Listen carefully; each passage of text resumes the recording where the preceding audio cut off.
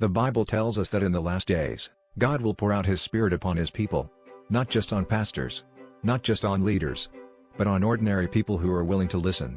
Because a divine calling is not simply an invitation. It is a summons from heaven. It is when God reaches into the ordinary life of someone and places upon them a purpose greater than their own plans, comfort, or understanding. And in these last days, that call is becoming louder. Many people are feeling it but do not know how to explain it. A burden for truth. A desire to warn others. A hunger to study Scripture. A conviction that time is short and Christ is soon to return. That is not coincidence. That is the Spirit of God awakening His people. A divine calling rarely begins with clarity. It begins with conviction. A quiet but persistent voice of the Spirit saying, "This is the way. Walk in it." Sometimes the calling comes through Scripture. Sometimes through trials. Sometimes through a burden placed so deep in your heart that you cannot explain it or ignore it anymore. Throughout the Bible, those who received a calling from God did not feel ready. Moses said he could not speak well. Jeremiah said he was too young. Isaiah cried out that he was unclean before the holiness of God. Yet God did not call them because they were capable.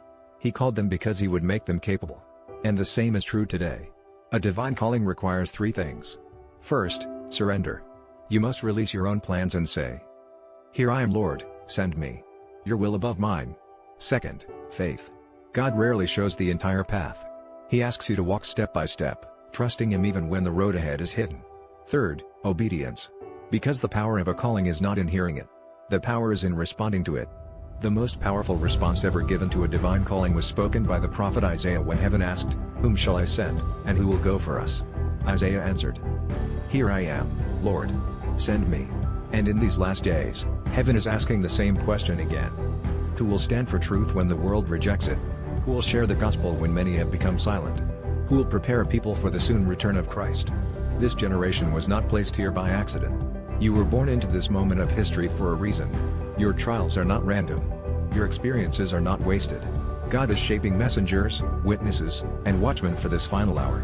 A divine calling means your life stops revolving around comfort, success, or recognition. Instead, it becomes aligned with the purpose of heaven. Your work becomes ministry. Your trials become training.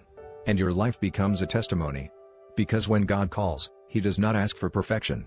He asks for availability. And the ones who say yes are the ones through whom God changes the world.